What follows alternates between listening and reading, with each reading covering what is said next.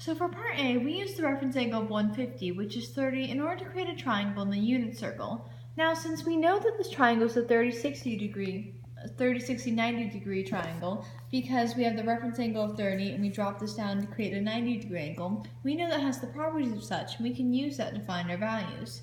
So since we know that the hypotenuse in a unit circle will always be equal to 1, we can then deduce that the height of the triangle will be equal to 1/2, and the length of the triangle will be equal to √3/2, due to the fact that 30-60-90 degree triangles will always have proportional values.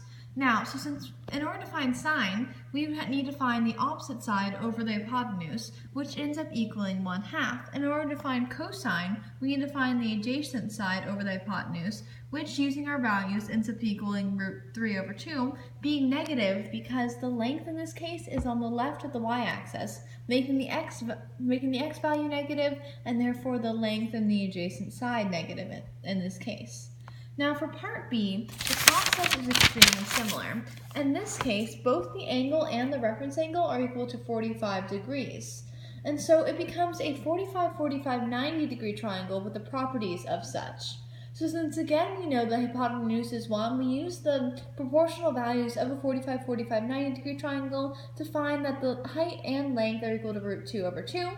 And from that, we can determine cosine, which is the adjacent over the hypotenuse, which we will use later, but instead first we find sine, which is the opposite side over the hypotenuse, which ends up equaling √2/2.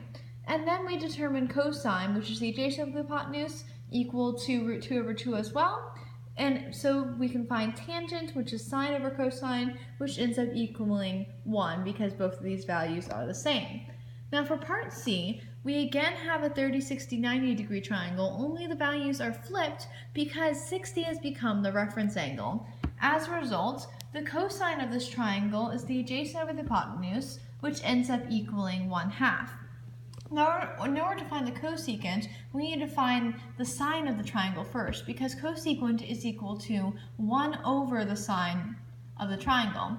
So we use the properties of the triangle in order to find that the sine is equal to negative √3/2, and we simply place that under 1 in order to find that the cosecant is equal to negative 2√3/3.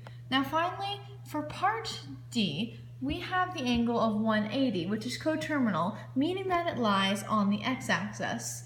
So as the angle value approaches 180, we see the triangle begin to collapse on itself. So as that happens, sine approaches 0, because sine is equal to the opposite side over the adjacent side, which would equal 0/1, as the triangle is essentially becoming a level, straight line with a length of 1. As a result, the cosine approaches -1 because the adjacent side and the hypotenuse become the same with this length of 1. It is also negative because it lies in the negative direction on the unit circle. So, in regards to the secant, the secant is the reciprocal of the cosine, making it equal to -1 as well.